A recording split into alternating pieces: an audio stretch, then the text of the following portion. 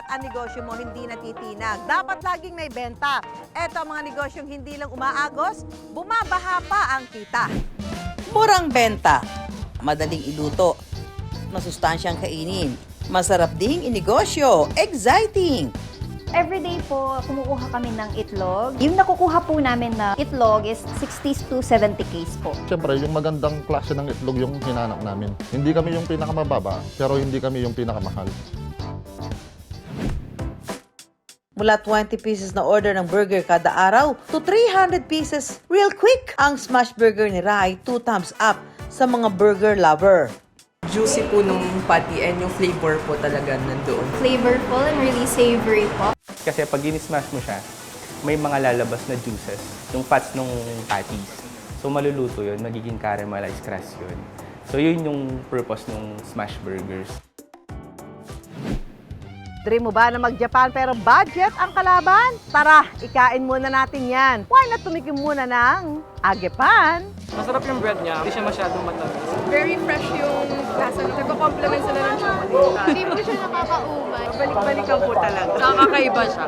So mostly our target, students. So dahil ang price namin, hindi rin siya ganun kamahal. Dahil nagbe-base po kami sa mga students kagaya namin. Lahat na yan sa Pera Paraan.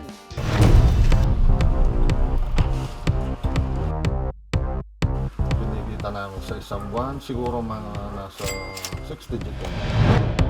Murang benta, madaling iluto, masustansyang kainin. Yan ang itlog na go-to merienda o ulam ng marami sa atin. Masarap ding inegosyo, exciting!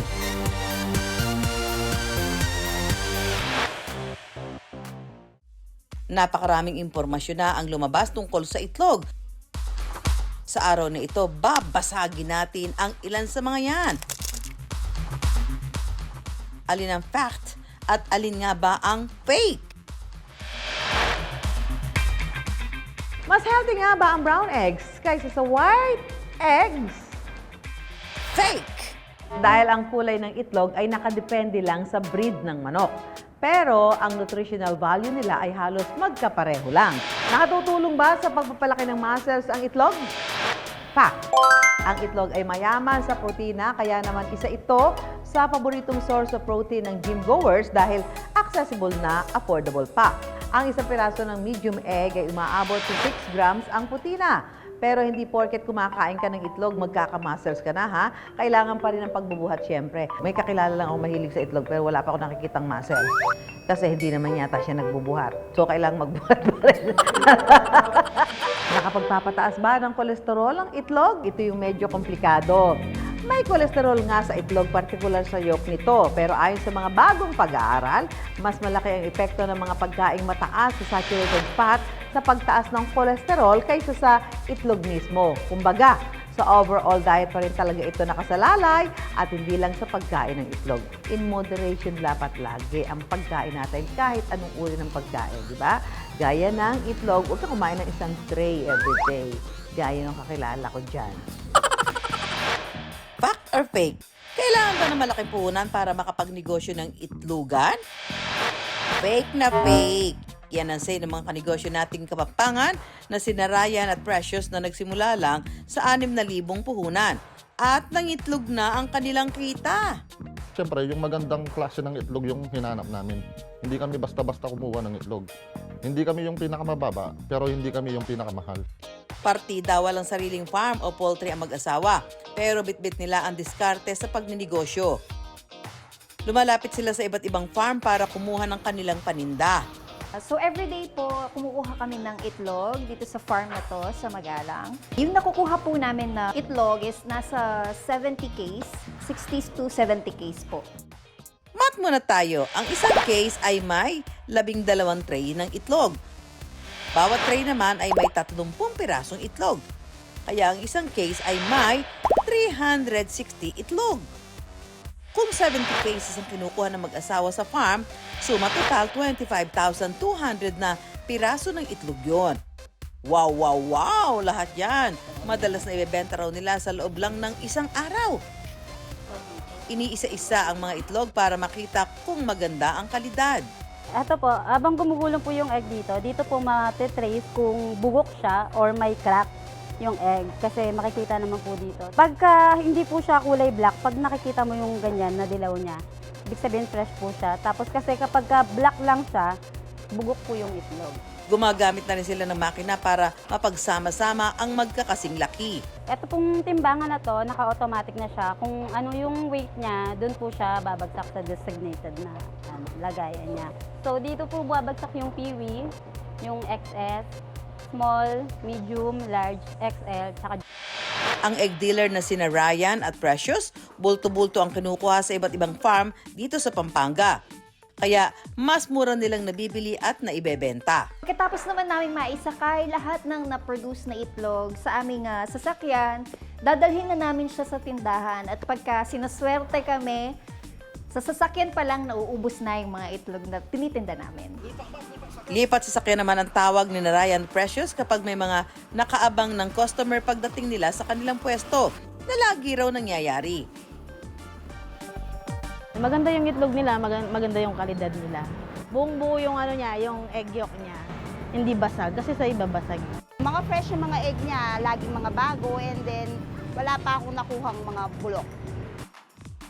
Ang madalas raw bumibili sa kanila ay yung mga hindi pa afford kumuha ng direkta sa mga farm. Kasi may minimum po na volume makukuha sa farm. Kung kukunti lang, hindi ka rin naman bibigyan. Nung una ma'am, napakahirap. Pumunta kami sa mga farm, kumato kami sa mga gate. Yung iba, halos di man kami pagbuksan. Kaya nakikita na namin yung mga manok, sasabihin nila, walang itlog. Tapos, may isang farm naman, sinabi po sa amin na 50 case yung minimum na dapat kunin para makakuha kami. Siyempre, di pa po namin kaya, nagsisimula pa lang kami. Paano kung walang bumili? Bago ang negosyong itlogan, 2 dekada munang nagtrabaho sa construction si Ryan. Nagsimula ako magtrabaho, 13 years old pa lang ako. Naging construction worker ako. Dahil gusto kong mas gumanda pa yung sahod ko, nag-aaral akong welder. Hanggang sa makapasok ako sa isang kumpanya. Doon sa kumpanya na yon, doon ako nagsimulang maging content creator. Aksidente lang daw na nag-viral ang isang video na pinost niya pagka-uwi galing trabaho. Bali yung sakripisyo ng mga magulang para sa kanilang mga anak. Pagka-post ko nun, ma'am, kinabukasan, 14 million views agad. Kalauna, nag-monetize ang kanyang video. Yung sinahod ko ng isang buwan, ma'am, siguro 3 years kong tinrabaho sa construction. Na makapag-ipon si Ryan, luminyan na siya sa pagninegosyo. Sa totoo, ma'am, mahina talagang loob ko. 5 years kong pinag-isipan to, ma'am. Ngayon, ma'am, medyo lumakas loob ko dahil may puhunan ako kahit papano. Hindi gaya dati, yung sahod ko lang yung papupunan ko. Pero ngayon, kahit papano, may nakatabi ako. Kahit walang karanasan at limitado ang kalaman sa pag-iitlog, pinush ni Ryan ang pagpasok sa negosyong ito. Nung nagsimula kami, ma'am, kumuha kami sa isang dealer sa San Fernando. 6,000 lang yung halaga na ginawa namin. Nang pinost niya ito sa Facebook, pinakyaw raw agad ang itlog nila.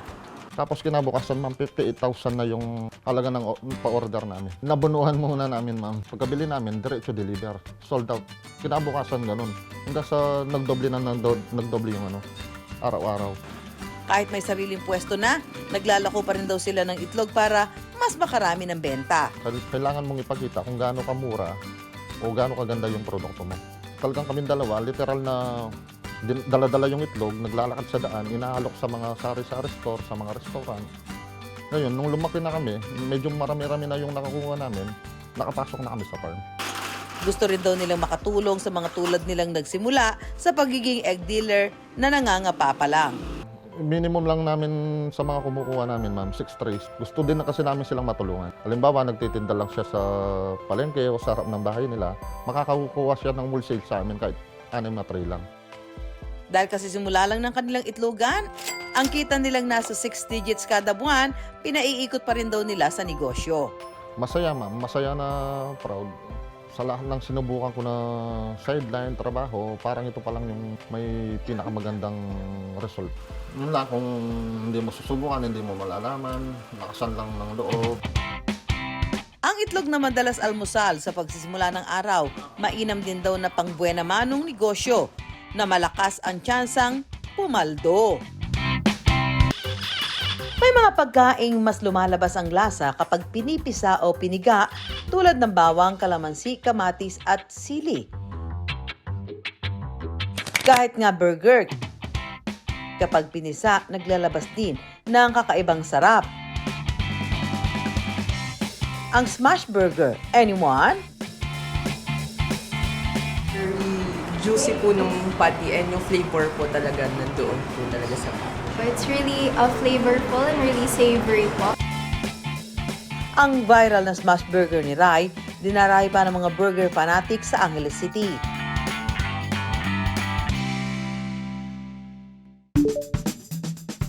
Mula 20 pieces na order ng burger kada araw to 300 pieces real quick. Ang smash burger ni Rai, 2 thumbs up sa mga burger lover. Hindi ko alam kung gutom lang ako, pero sa sobrang sarap, naubos ko yung buong burger. Grabe, ang laki ng serving nito, guys. Yung nakasanayan natin is yung mga buy one take one, di ba? Kami naman, naghahanap kami ng more on the premium side. Yun ang wala dito sa atin nun, dito sa Pampanga nun. Kaya doon namin naisip na magsimula ng mag-try ng burgers. Kung ang regular burger ay may makapal at juicy na patty, ang smash burger naman ay pinipisil o ini-smash sa mainit na lutuan kaya nagiging mas manipis, mas crispy ang gilid at mas lumalabas ang lasa ng karne. Nagsimula ito sa mga classic burger diner kung saan na-discover nilang mas nagiging malasa ang burger kapag direktang pinipisil o dinidiinan sa mainit na griddle. Kasi pag in-smash mo siya, may mga lalabas na juices, yung fats ng patties. So maluluto yun, magiging caramelized crust yun. So yun yung purpose ng smash burgers. Wala raw karanasan si Rai sa pagluluto, kaya nag-self-study lang siya. Ang panonood ng video at pagbabasa ng recipe online ang kanyang naging guro. Hindi rin naman ako chef, hindi rin ako ano. So mostly nasa internet lahat ng knowledge na ginamit namin dito para mabuo. Una niyang inaral ang paggawa ng signature patty o palaman ng burger. Ang burger kasi hindi mo naman kailangan ng sobrang daming aromatics dun eh. Kailangan mo lang tamang ratio. Kapag handa na ang giniling na karne ng baka, titimplahan ito ng mga pampalasa. Sa smash patties kasi ang gamit namin 80-20.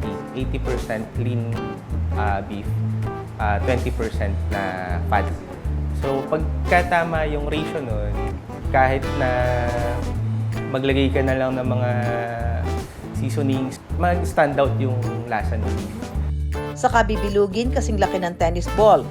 Kada 25 kilo ng karne, 200 pirasong patty ang kanilang nagagawa. Sa pagluluto naman, kapag naabot na ang tamang init, pwede nang isalang ang patty ball. Susunod ang sibuyas at mga pampalasa. Ilang sandali lang, ready nang ismash ang patty. Sa pagpisa sa patty, nabubuo ang crispy crust na nagbibigay ng kakaibang texture at dagdag na lasa. Pagkabaligtad ng patty, nilalagyan na ito ng melted cheese at caramelized onions. Sabay rin ang pagtotoast ng malambot at buttery brioche bun. May 3 variants ang smash burger ni Rai. Ang Rich Boy. Sa toasted brioche bun, ipapatong ang juicy smash patty, pickles, at espesyal na sauce. Rich OG. Unahin ang sariwang lettuce sa toasted brioche bun, sakay susunod ang smash patty, pickles, tomato, at ang signature sauce. Ang Rich AF naman. Sa toasted brioche bun, pagsasamahin ng smash patty at crispy bacon na may pickles at special sauce. Isa sa nag-stand out sa brand namin na Rich Taste yung sauce niya, ang rich sauce. Kasi from scratch namin siya ginawa, pinag-aralan talaga namin i-formulate yung lasa nung sauce na yon. Heavy meal sila sir kasi at least 120 grams per patties. Saka yung buns namin is at least 100 grams yan. Kaya yung pag kumain ka ng single patty lang, mabigat na yung meal niya. Kaya 1 taon pa lang ng negosyo ni Rai na sinimulan lang daw niya sa puhunang 20,000 pesos. Ang equipments na ginamit namin yung mga available lang sa marketplace. This is the cheapest one, tapos yung mga sa inventory. So, min-maximize namin din sa 20,000. So, limited lang din yung in-offer namin na at least mapaikot namin yung puhunan. Dating ramp loaders, isang airport si Rai. Pero iniwan ang pagiging empleyado para magnegosyo. Bago niya pinasok ang burger business, may ilan na rin daw siyang negosyong sinubukan pero hindi nag-click. Kasi sa ang food business kasi, very operational yan. Madami kang titignan. Ang titignan mo doon yung costing, no? Kailangan pag-aralan kung paano yung food cost control, operations, yung staff management. So madami kang titignan. Dahil ayaw na raw niya muling malugi, gumawa si Ray ng sistema na kanilang sinusundan. Importante kasi sa business na alam mo yung kung ano yung sinuserve mo, no? Alam mo na premium yung ingredients na binibigay mo. So yung presyo na ibibigay mo sa customers, premium din. And also yung customer service. Nang kanya raw makuha ang tamang ingredients sa pagninegosyo, nagtuloy-tuloy na raw ang kanilang pag-asenso. Ano rin namin, ang naging style namin talaga para dumaming customers, word of mouth. Hindi kami nag-advertise ng all out. Mostly talaga ang ginawa namin, makakuha ng repeat customers. Kasi ang mga repeat na yun, magsasama pa sila ng mga families nila at saka mga kaibigan nila. Malaking tulong din daw ang mga food content creator. 239 to 499 pesos mabibili ang smashed burger ni Ray. Yung concept siya dito sa Angeles, tapos yung price points niya mataas. Unlike sa mga typical burger brands na nabibili natin. Pero nung natikman nila yung burgers, na-justify naman yung price points. As you can see, our order is only one po. Pero nabubusog na po kaming dalawa. So, sulit na sulit po talaga yung burger. Kasi usually yung mga patty sa typical na burgeran is manipis lang. But sa Rich is talagang siksik talaga yung patty nila. Dahil sa kitang 20,000 pesos kada araw ng smash burger ni Ray, handa na raw silang mapatikim ito sa mas marami. Kaya magbubukas na sila ng isa pang branch ngayong taon. Pag-aralan mo muna bago ka magsimula. Kailangan maging masipag ka.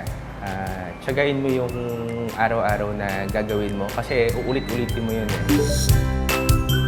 Tried and tested na produkto, may dagdag pang bagong gimmick at lasa. Kaya smash hit din ang kita. Kung food trip ang usapan, isa sa pinagkakaguluhan ang kalyang ito sa Maynila. May dining po tayo dito. Kabi-kabilang mga kainan ang bumubusog sa mga suking may kakaibang craving. Isa sa pinipilahan dito, ang sweet negosyo ng 23 anyos na si Simon. Mga kanegosyo, dream mo ba na mag-Japan pero budget ang kalaban? Tara, ikain muna natin yan. Pero para ma-feel mo na agad ang land of the rising sun, why not tumikim muna ng agepan?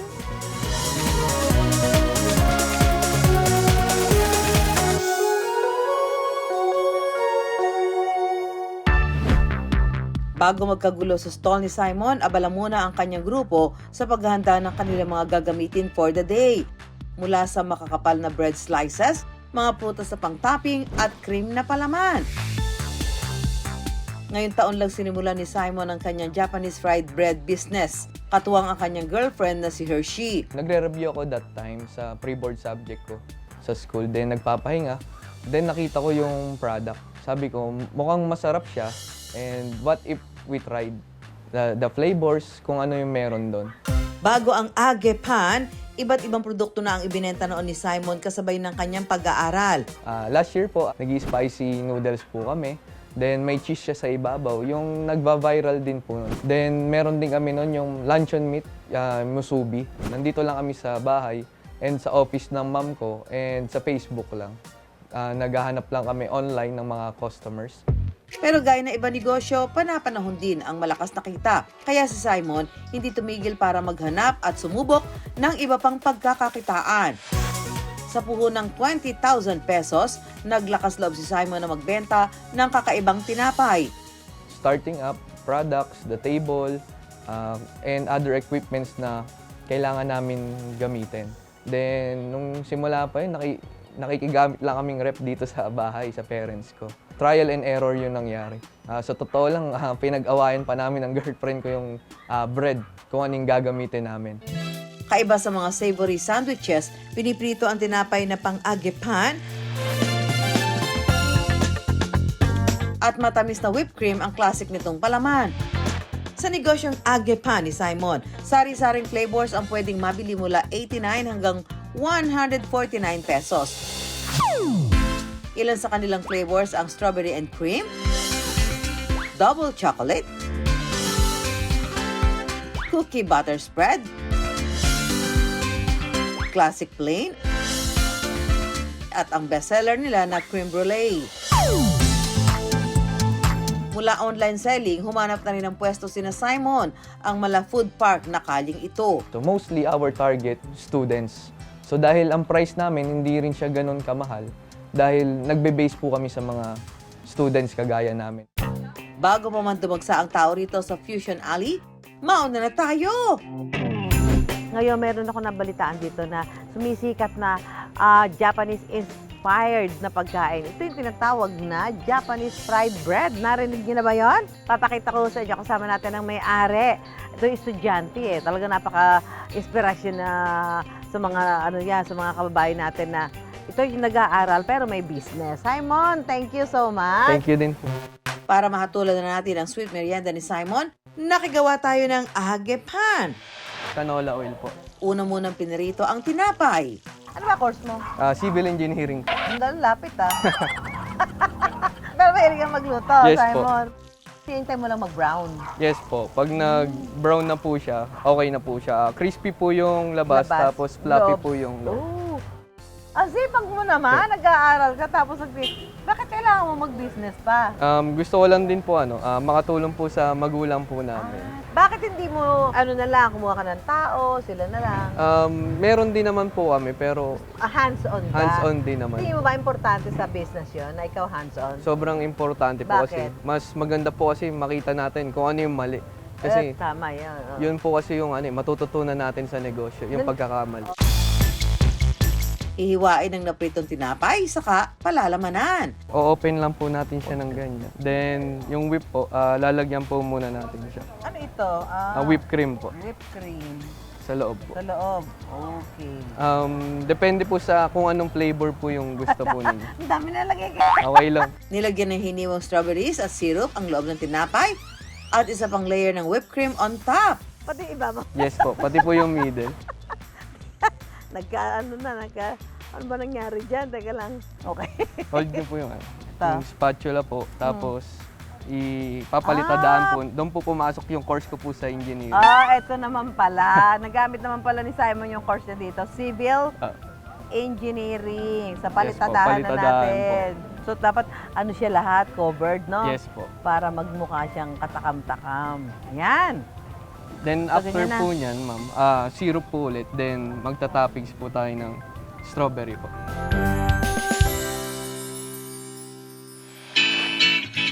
Para sa kanilang bestseller na creme brulee, homemade custard filling naman ang ipinalalaman kasama ng whipped cream. Papatagin na natin. Yes po. Then po, ito po yung custard po natin na ilalagay po sa Okay. ibabaw po. Palitada lang ito ng palitada. Yes po. Dagdagan niya lang po. Ang dami na di ba? Kailangan lang ma-cover. Tapos, maglalagay na po ng sugar po sa ibabaw po. Para sa finishing touch, paapuyan pa ang Agepan. Ayan na. O, creme brulee na nga naman.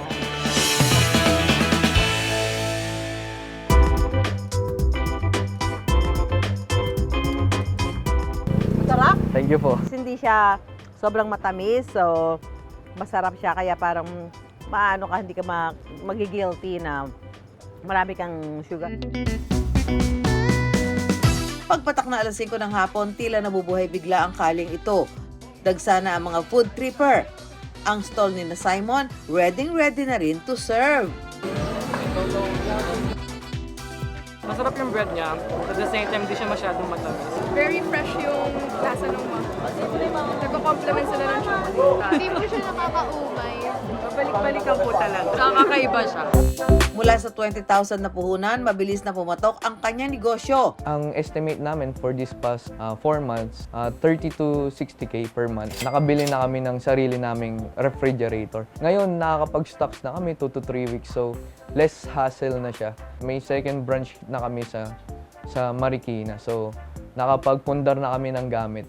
Aminado si Simon, hindi mani-mani ang pagsabayin ang pag-aaral at pagninegosyo. Pero para sa pangarap, hindi dapat ituring na kalaban ang oras. Huwag kayong mahihiya na ilabas at magtinda sa labas. Kasi nung ganyan sa una eh. Kasi ako, nung una medyo nahihiya pa ako nung nandun ako sa pwesto. Sarili nyo lang din yung mag-aangat sa inyo. Nahahati man ang oras sa pag-aaral at negosyo, hindi na tinag si Simon para tumodo. Kaya nalalasahan na niya ang matamis na tagumpay sa kanyang espesyal na tinapay. Kaya bago mananghalian, mga business idea muna ang aming pantakam. At laging tandaan, pera lang yan, kayang-kayang gawa ng paraan. Samahan nyo kami tuwing Sabado alas 11:15 ng umaga sa GMA. Ako po si Susan Enriquez para sa Pera Paraan. Susan tayo!